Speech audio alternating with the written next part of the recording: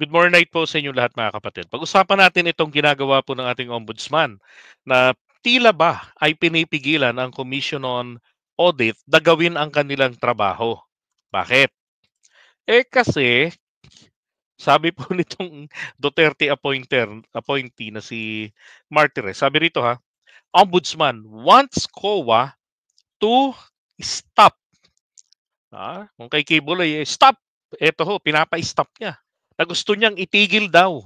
Hindi niya naman po kasi mautusan ang COA.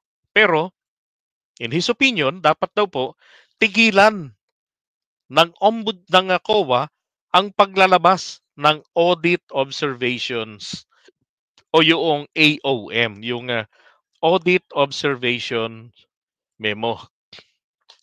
Yan. Ano ho ba yung Audit Observation Memo? Ito po ay isang written notification, sinasabihan ang ito yung memorandum. Sinasabihan ang ahensya sa mga kakulangan, sa mga depekto na nakita nila sa kanilang mga pagsusuri sa liquidation report na isinumiti sa kanila. Ngayon, ang sinasabi po rito ng ombudsman huwag daw po maglalabas ng audit observation memo. Sabi ng constitution natin, dapat transparent 'yan, 'di ba? Now, ito pong COA, sabi rito, Constitution gives COA the power and duty to audit and settle all government accounts, the authority to define the scope of its audit, report the financial condition and operation of government, keep its general accounts, and as a quasi-judicial body, decide cases brought before it. Okay, so kung si ombudsman ay naglilitis ng mga kaso, ng mga usapin, ito rin pong si COA ay ganun din nakakapaglitis bilang isang parang korte. Okay? Ano ho ang pagkakaiba ng quasi-judicial body dyan po sa ombudsman? Pareho namang mga government agencies and government entities ang kanilang kliyente. 'Di ba? Ang kaibahan po ay ito. Ito hong si COA, ang mga batas po na kanilang nagiging basihan ng kanilang mga desisyon no, sa mga kasong dinadala sa kanila ay yun lamang pong mga patakaran, mga guidelines sa liquidation report. Mga ganun lang. Okay? Kaya nga tinawag silang quasi-judicial body kasi very very limited yung kakayanan, very limited yung scope ng batas o mga batas na kumbaga iniikutan nila para sa kanilang pagdidesisyon.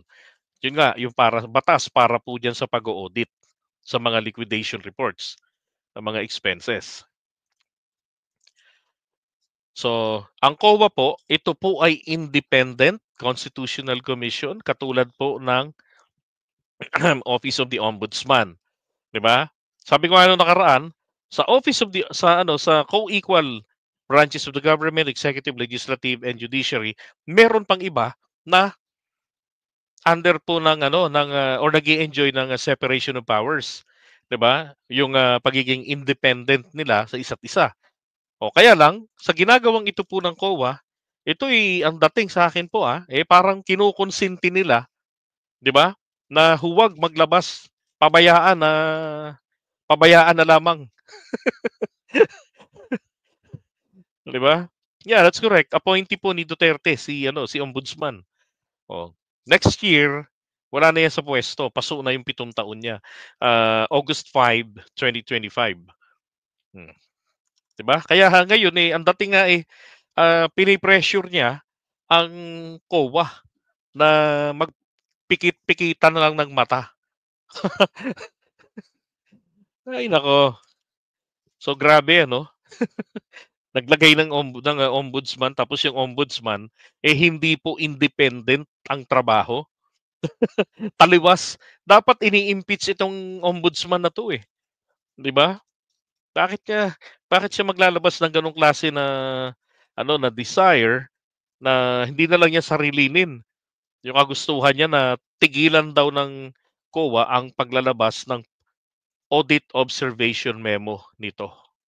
Ito rin pong AOM ang nabanggit ni Congresswoman Beatrix Luistro noon sa isang hearing na na tinangka ni Zulaika na harangin, 'di ba? Sinulatan ang COA. Oh. Ay nako, mga alagad ni Digong. Itong si Martires parang si Panelo lang. Kahit kailan walang maayos sa pahayag at laging sablay ang argumento. Correct, 'di ba? Okay, so iwan natin muna 'to.